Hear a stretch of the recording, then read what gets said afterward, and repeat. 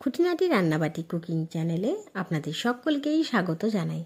আজকে বানিয়ে নেব চিংড়ি মাছের মালাইকারি।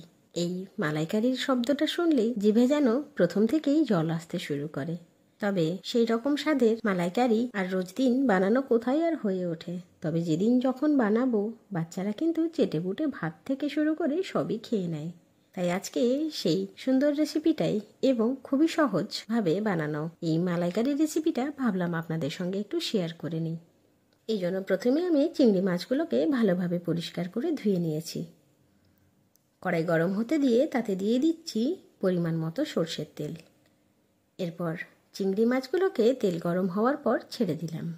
তবে এখানে মাছগুলো বেশিক্ষণ ভাজবো না, অল্প একটু উলটপালট করে নেব। তাই দিয়ে দিলাম পরিমাণ মতো হলুদের গুঁড়ো এবং স্বাদ মতো লবণ। 1 থেকে 1.5 মিনিট উলটপালট করে তেলের মধ্যে নাড়াচাড়া করেই মাছগুলোকে তেল থেকে ছেঁকে তুলে নিলাম। এবার ওই একই তেলে দিয়ে দিলাম কেটে রাখা পেঁয়াজগুলোকে একটু ভাজা ভাজা করে নেব। পেঁয়াজ মোটামুটি ভাজা ভাজা হয়ে এসেছে, তাই এবার দিয়ে দিলাম প্রায় 2 চামচের মতো পেঁয়াজ বাটা।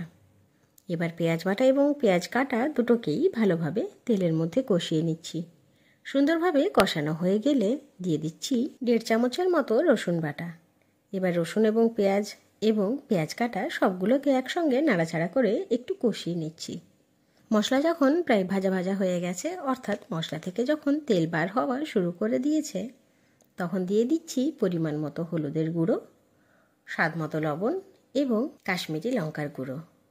রান্না যতই সুস্বাদু হোক না কেন, গন্ধ এবং রং মানুষকে কিন্তু খেতে বাধ্য করে। তাই রঙের জন্যই বিশেষ করে এখানে কাশ্মীরি গুঁড়ো লঙ্কাটা ব্যবহার করলাম। বাটা এবং গুঁড়ো মশলা যখন সম্পূর্ণরূপে কষানো হয়ে যাবে, তখন দিয়ে দিচ্ছি নারকেলের দুধ। এখানে আমি একটা ছোট্ট সাইজের নারকেল ভালোভাবে কেটে মিক্সিতে ঘুরিয়ে নিয়েছিলাম এবং সমস্ত ছোবড়া বের করে বাকি যে নারকেলের দুধটা আছে সেটাকে ছাঁকনার সাহায্যে আলাদাও করে নিয়েছিলাম। এই নারকেলের দুধটা দেওয়ার পর দেখুন কি সুন্দর মশলার মধ্যে একটা থিকনেস ব্যাপার আসছে এবং রঙটাও অল্প অল্প পরিবর্তন হতে শুরু করে দিয়েছে। এই পরিমাণ গ্রেভিটা মালাইকারির জন্য যথেষ্ট নয়, তাই আরও একটু গ্রেভি লাগবে। এই জন্য দিয়ে দিলাম পরিমাণ মতো ঠান্ডা দুধ। এখানে দুধটা দেওয়ার পর একটু নাড়াঘাটা করে অপেক্ষা করব যতক্ষণে মালাইকারিটা একটু ফুটে না আসে।